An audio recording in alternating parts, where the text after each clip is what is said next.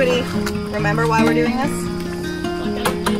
Oh, for education, and it's really to see how clean our water is, right? So if we find a lot of macros or species, so we find a lot of species that are super intolerant of pollution, that means they need really clean water. So if we find them, what does that say about our water? It's clean.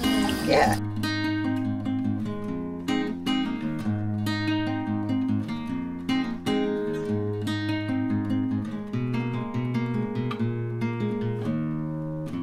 So my name is Lucia Ruggiero. I am the Delaware Bay Shore Program Director for the American Littoral Society, and my main focus is stormwater. So what I do is help communities manage their stormwater through what's green infrastructure.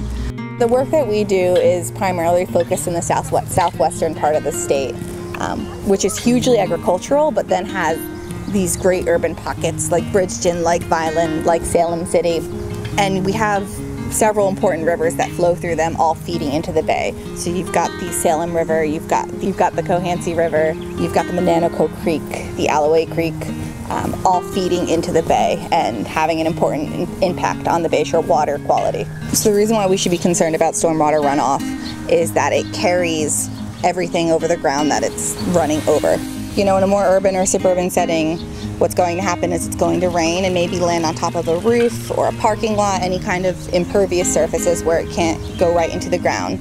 And it's going to run over that land until it finds a storm drain or a body of water to go directly into. And while it's doing that, it's going to pick up whatever is on that ground. Sometimes that's trash and litter, sometimes that's chemicals that people apply to their lawns and gardens, sometimes it's animal waste, which have a lot of bacteria.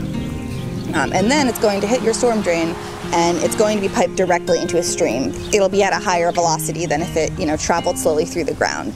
So maybe then it'll, rip up the sides of your stream bed a little bit and it'll eventually make its way all the way out to the bay. So we have a strong aquaculture industry in the Delaware Bay, and it's very important. It's also very fragile. It relies on a clean and healthy bay.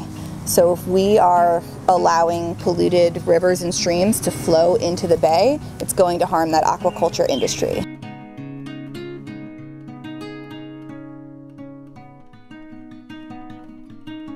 I've been an oysterman almost 50 years. I guess my family's, I'm a fourth generation oysterman. We're in the town of Port Norris, but we're in an area that's called Shell Pile.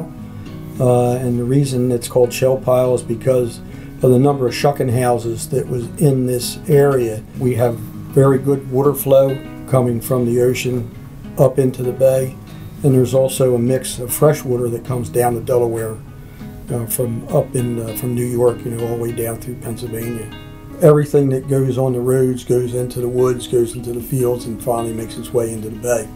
With the stormwater runoff, I think one of the big things is the erosion problems, which puts a lot of sediment into the bay, which is not good for oysters, not good for aquaculture. It'll cover them up and suffocate them. So anything that we do to stop the erosion along the bay shore or in the uplands is definitely a positive.